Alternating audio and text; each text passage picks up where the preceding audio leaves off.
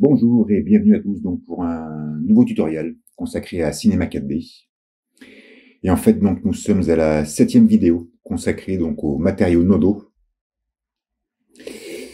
Donc on a déjà vu pas mal.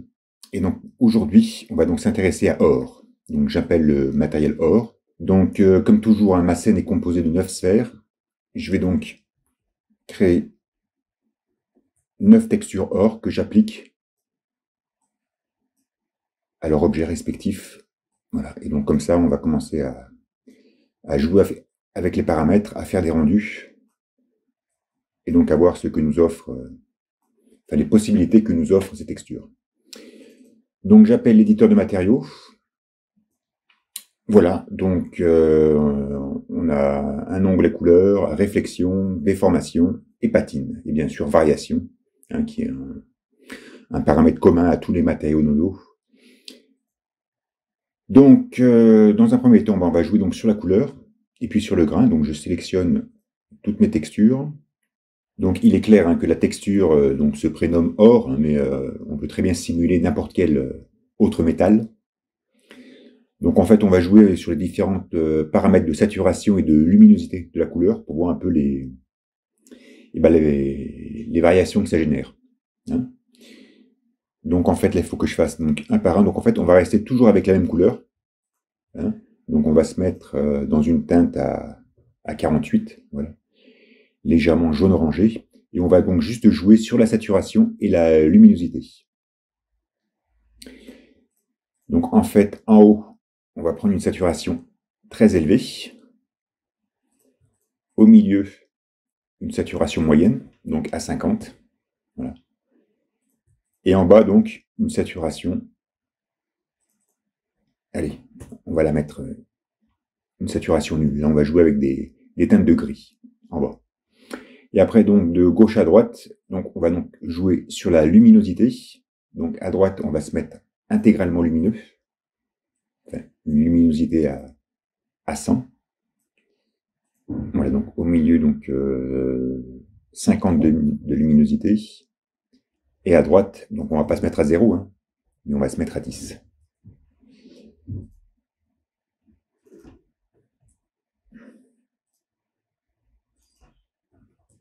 Voilà.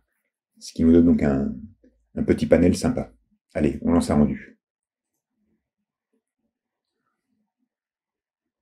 Voilà. Hein.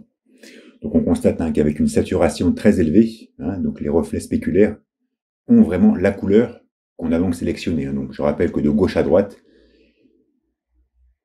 c'est donc du plus clair au plus sombre. Hein. Voilà, mais par contre, ensuite avec des niveaux de saturation médian, donc là c'était une saturation à 50. Voilà, donc là on arrive toujours à avoir ce côté un peu doré, mais avec des reflets spéculaires déjà beaucoup plus blancs. Et on remarque même donc avec une saturation à 0, donc là j'étais en niveau de gris on va dire, sans avoir défini une couleur précise, la dominante dorée persiste. Donc voilà, donc c'est quand même un matériel doré qui va toujours donc pousser sur le doré. Même si on définit donc une autre couleur, que ce peut être un bleu, un vert ou un rouge, il y aura quand même toujours cette dominante dorée qui va donc ressortir dans les rendus. Voilà au niveau de la couleur. Ok. Donc, pareil, là, je vais donc sélectionner toutes mes sphères. Donc, en termes de couleur, donc on va rester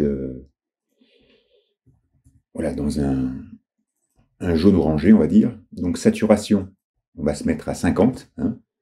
Quelque chose d'assez standard. Voilà. Et donc, maintenant, on va donc voir le grain. Donc, pour le grain, je vais donc me mettre dans une caméra 4 vues, enfin 4 sphères. Donc, on va s'intéresser uniquement à ces 4 sphères. Donc voilà, donc la première, je mets 0 en grain. La deuxième, 33. La troisième, 66. Et donc la dernière, 100. Et donc on va voir que fait le grain. Donc le grain, c'est très subtil en fait. Ça rajoute une sorte de bruit. Voilà, ça bruite énormément au niveau donc des réflexions. Hein, donc là, la boule qui était donc en haut à gauche n'avait aucun grain. Donc là, on sent les reflets qui sont assez lisses. Et là où il était à 100, ben voilà, c'est quand même plus bruité. Hein.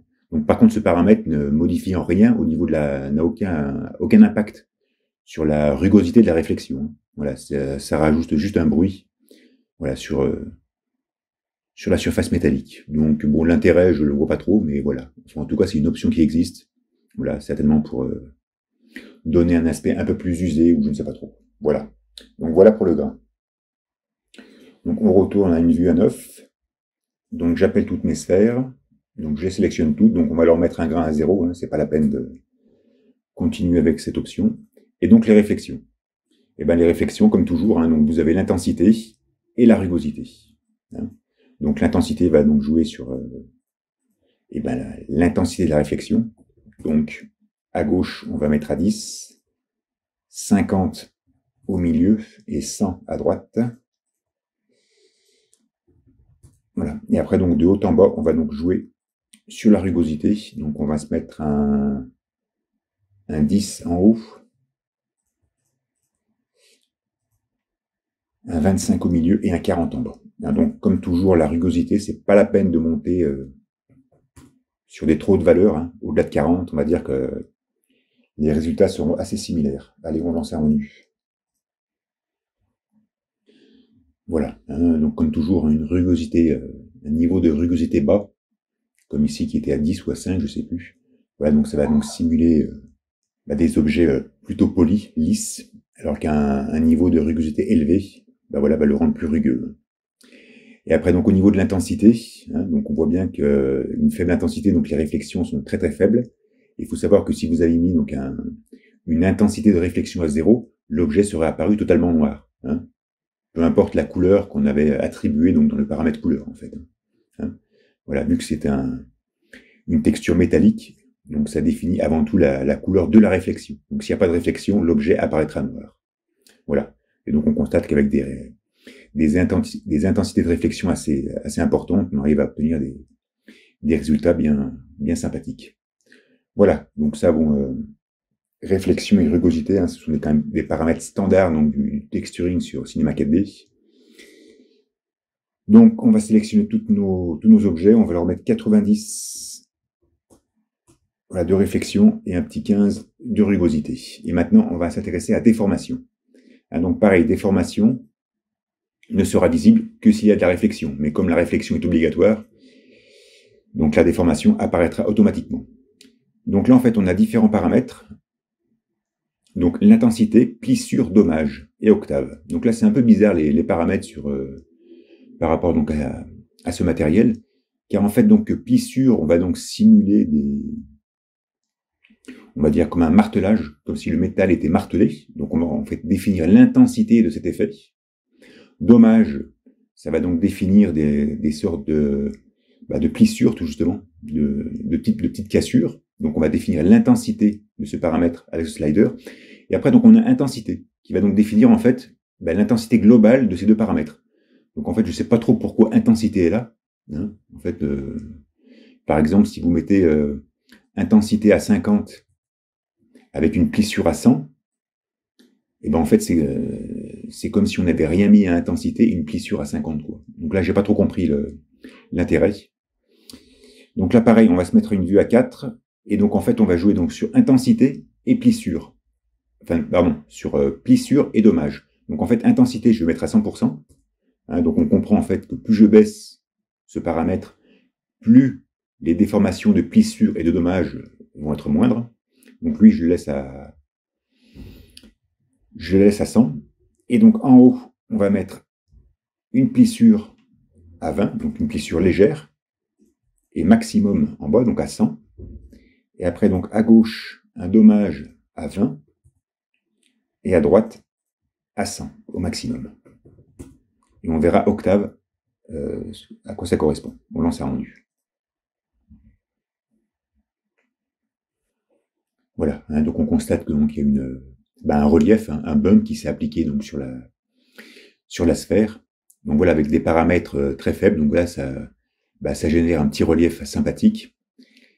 Donc là, ces craquelures, ces martèlements, voilà, ces endommagements, c'est donc le paramètre plissure.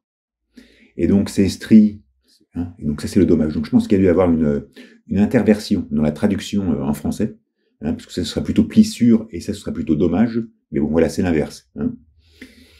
Et donc après, donc en bas à droite, donc la sphère avec les paramètres très très élevés. Hein.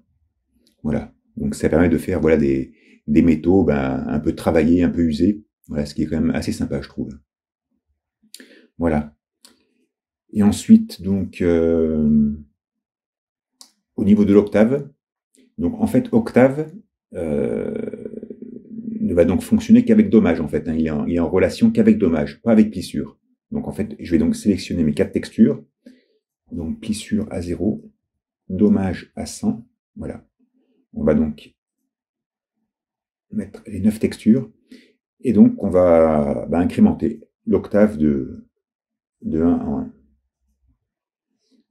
Pour voir la différence. Voilà. Et on voit ce que ça donne. Hein, voilà, donc l'octave en fait définit en gros la précision hein, et le détail au niveau donc de ces petites stries, de ces petites rayures. On constate qu'il y a un octave à 1 ou à 2, voire à 3. Voilà, le bump est quand même assez bizarre, pas forcément très, très réaliste. Et après, à partir de 4 jusqu'à 6, et au-delà, voilà, on commence à avoir beaucoup plus de précision et de détail. Hein, donc je pense que pour des octaves supérieures à 6, hein, donc pour ceux qui sont en bas par exemple, 6, 7, 8, 9 par exemple, je pense que ça doit être intéressant pour des plans rapprochés. Hein, voilà, vraiment si on met la caméra sur la surface d'un objet en or comme ça, là, donc là peut-être que si on veut pousser un peu le détail, il faudra pousser aussi les octaves, voilà, pour accentuer donc la précision du dommage. Hein. Donc je rappelle hein, que octave est en relation avec dommage, pas avec plissure. Voilà, ok.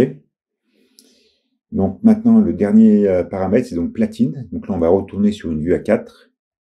Donc pareil, donc je vais sélectionner mes 4 textures. Donc on va leur mettre des déformations très légères.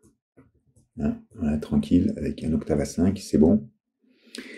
Et après, donc, patine. Donc on peut jouer donc sur l'intensité et sur sa couleur. Donc en fait, ça va rajouter un bruit, voilà, pour générer une forme de salissure, d'usure. Hein. Donc en fait,